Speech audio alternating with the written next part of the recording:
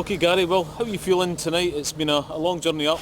It's obviously been a tough game out there tonight. Come back with a 1-1 draw. Yeah, listen, I think it was important that we made sure that we came up here and got something. You know, we knew that if we got a point, we would move into the top four. If we got 3 points, we'd have went third. But I think the frustration comes through the fact that we were in a winning position, you know, and we gave away a poor goal from our point of view, you know. So because you're in that winning position, you become greedy and you think, you know, we need to get the 3. But on reflection, I don't think we deserved any more than a point. I think we can play better. I think we can pass the ball better. I think we can definitely create more chances. But what I would say about it for the players is they showed tremendous character, because when Elgin came at us, especially in the second half, in the main we stood firm. So I've got to give the players credit. You know, we've had 2 tough away games, Stirling, Albion and Elgin, 4 points out of 6, and if I'm being honest, I'd have took 4 points out of 6 at the start. And then if you add in the Stranraer game, another 3 points there, the lads have returned 7 for 9 after the Albion Rovers game without going back to that too much. So, you know, I think if most Edinburgh City fans, board, staff, players, somebody would say you've got to get 7 out of 9 after the Albion Rovers, we'd all have took that. So the players have delivered that, and we now need to make sure that they get rested and recovered, because we've got a massive, massive game for the club on Saturday that we won't treat lightly. This game and the last game was played on grass, and for me, looking at the game, it looked a challenging surface in terms of maybe the pass completion. We've probably had better pass completion in other games on grass than tonight. Yeah, listen, we certainly passed the ball more in other games, I'm not going to lie about that, and also a lot of the time when we were going long, it was a wee bit aimless at times. So, you know, that can look, it doesn't look great on the eye, but a wee bit of credit to a wee bit of, what's the word I'm looking for? In the players' defence, the pitch was very, very heavy. That's probably the heaviest pitch we've played on. I just said to you off air, I don't know the last time we played 2 games in a row on grass, especially within 4 days. So, all in all, you know what I mean, we've got a point. Tuesday night, came up, a lot of the lads were working during the day today, had to get a half day, came up here.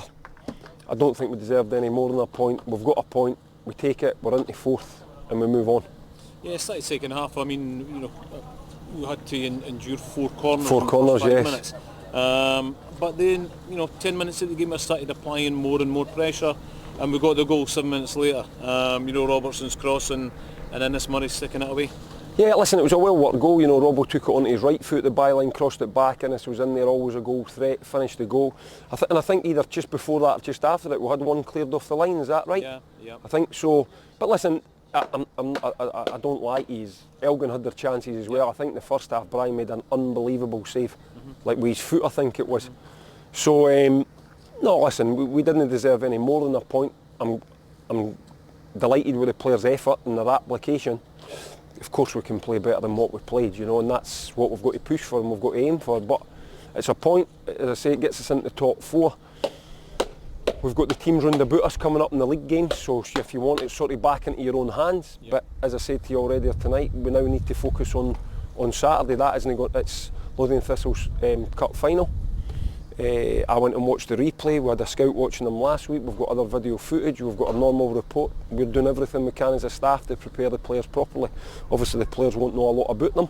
It's up to our job to try and educate them on Lothian Thistle, and then we need to go out and put in a professional performance. And it won't be easy. It's their cup final.